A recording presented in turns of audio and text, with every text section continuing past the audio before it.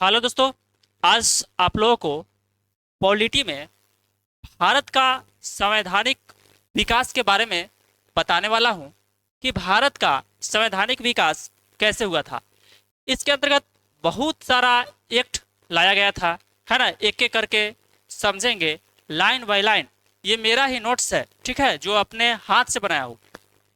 चलिए बिना वक्त को गए हुए हमें स्टार्ट करते हैं। सबसे पहले एक्ट है जिसका नाम है 1773 का रेगुलेटिंग एक्ट, है ना। इसमें क्या हुआ कि कंपनी पर संसदीय नियंत्रण की स्थापना की गई, है ना। कंपनी पर संसदीय नियंत्रण को स्थापित किया गया और बंगाल की जगह और सॉरी गवर्नर की जगह गवर्नर जनरल शब्द प्रयोग किया जाता था। ठीक है, 1773 के रेगुलेटिंग एक्ट के तहत गवर्नर की जगह, है ना, गवर्नर की जगह क्या प्रयोग किया जाता था? गवर्नर जनरल यूज किया जाता था, गवर्नर जनरल प्रयोग किया जाता था। और इसमें बंगाल का प्रथम गवर्नर जनरल कौन था? तो वारेन हेस्टिंग्स। कौन था? Warren Hastings. क्वेश्चन पूछता है कि बंगाल का प्रथम गवर्नर जनरल कौन था? तो वारेन हेस्टिंग्स। और इसमें 4 सदस्य हुआ करते थे। कितने सदस्य? 4। अब देखिए, आते हैं सर्वोच्च न्यायालय की स्थापना। तो इसी एक्ट के तहत, 1773 के रेगुलेटिंग एक्ट के तहत कोलकाता में सर्वोच्च न्यायालय की स्थापना की गई थी 1774 में। तो सर्वोच्च न्यायालय की स्थापना कब की गई? सर्वोच्च न्यायालय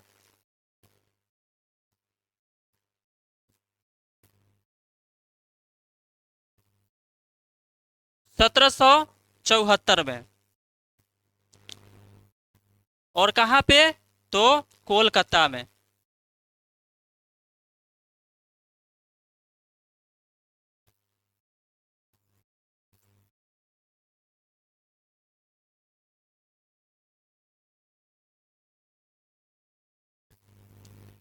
किस एक्ट के तहत? तो 1773 की रेगुलेटिंग एक्ट के तहत 1774 में कलकत्ता में सर्वोच्च न्यायालय की स्थापना की गई थी।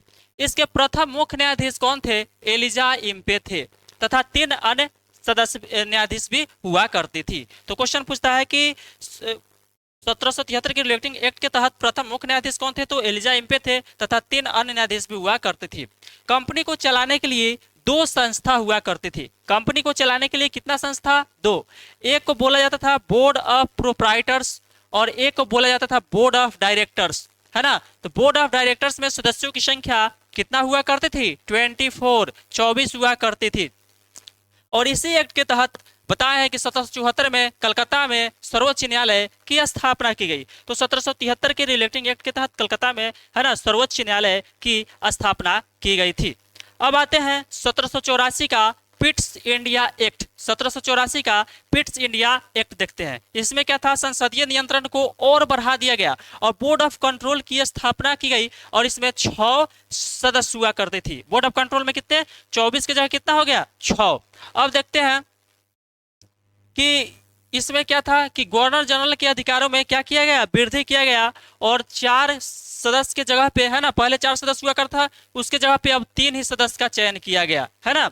अब आते हैं कि गवर्नर जनरल को बस एक सदस्य का निर्णायक मत देने का अधिकार दिया गया था। यानी गवर्नर जनरल को एक सदस्य का निर्णायक मत देने का अधिकार दिया गया। निर्णायक मत वह होता है ना, जिसके अंदर जब वोट बराबर हो जाए तो वह निर्णायक मत करने का अधिकार किसको दिया गया था? गवर्नर जनरल को। अब आते हैं 1786 का संशोधन अधिनियम। इसमें क्या था? यह कर्नवालिस के संबंध में लाया गया था, है ना। और गवर्नर जनरल को मुख्य सेनापति घोषित किया गया। यानी इस एक्ट के तहत गवर्नर जनरल को मुख्य सेनापति घोषित किया गया था। परिषद के निर्णय के को रद्द करने का अधिकार भी दिया गया था इस एक्ट के तहत। अब आते हैं 1793 का चार्टर एक्ट। चार्टर एक्ट, है ना, बहुत इंपॉर्टेंट है। लगभग 4 गो चार्टर एक्ट होता था, हुआ करता था। उसको समझते हैं लाइन बाय लाइन। सबसे पहले 1793 का चार्टर एक्ट क्या है?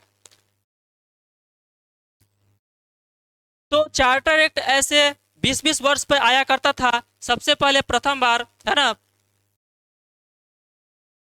प्रथम बार 1793 में आया।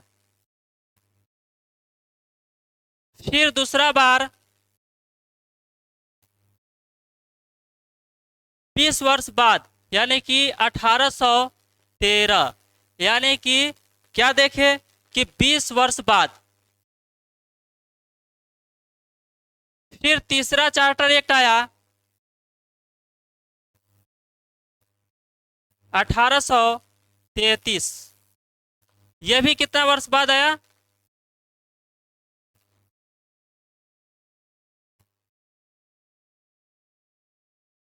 तो 20 वर्ष बाद, यानी कि 20-20 वर्ष बाद है ना चार्टर एक्ट आया करता था।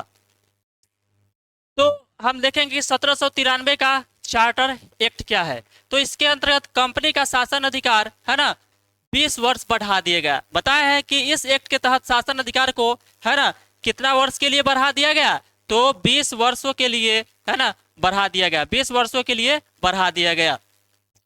बंगाल के गवर्नर जनरल को बंबई मद्रास के पर्यवेक्षण का अधिकार दिया गया। इसके अंतर्गत बंगाल के गवर्नर जनरल को बंबई मद्रास को देखने का है ना देख रेख करने का अधिकार दिया गया।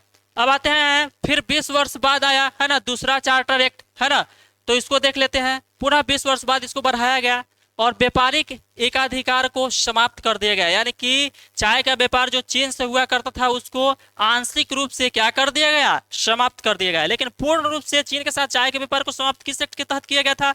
तो 1833 का चार्टर एक्ट, लेकिन आंशिक रूप से 1813 का चार्टर एक्ट।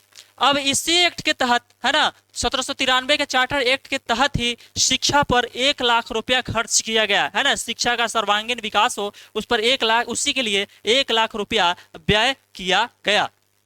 ईसाई मशीनरी को भारत आने पर क्या दिया गया? छूट दिया गया। तो किस एक्ट के तहत है ना 1 लाख रुपया शिक्षा पर व्यय किया गया था? तो 1793 के चार्टर एक्ट के तहत है ना। और इसी पर शिक्षा का इसी एक्ट के तहत शिक्षा पर 1 लाख रुपया को क्या किया गया? खर्च किया गया और ईसाई मशीनरियों को भारत आने का आगमन दिया गया। अब आके देखते हैं 20 वर्ष बाद फिर कौन सा एक्ट आया? तो 1833 है ना, 93 के बाद 20 वर्ष बाद 1833 का चार्टर एक्ट। पुनः 20 वर्ष क्या किया गया? बढ़ा दिया गया और चीन के साथ जो चाय का व्यापार होता था उसको पूर्णतः है ना पूर्ण रूप से क्या कर दिया गया? खत्म कर दिया गया है ना।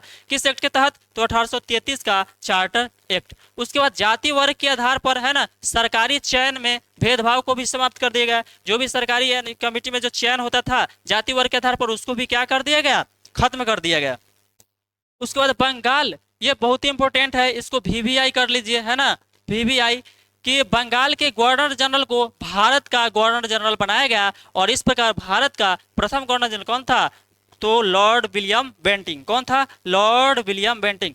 तो 1833 के चार्टर एक्ट के तहत ही भारत का प्रथम गवर्नर जनरल कौन था? Lord William Bentinck. अर्थात बंगाल के गवर्नर जनरल को भारत का गवर्नर जनरल बना दिया गया। इसके विधि सदस्य के रूप में कौन थे? मैकाले थे। तो विधि सदस्य कौन थे? मैकाले। 1833 के एक्ट के तहत ही 1843 में है ना एलन बरो ने दास प्रथा को अंत किया था। तो 1833 के चार्टर एक्ट के तहत ही 1843 में 10 वर्ष बाद एलन बरो ने दास प्रथा को क्या कर दिया? समाप्त कर दिया गया। तो क्वेश्चन पूछता है कि दास प्रथा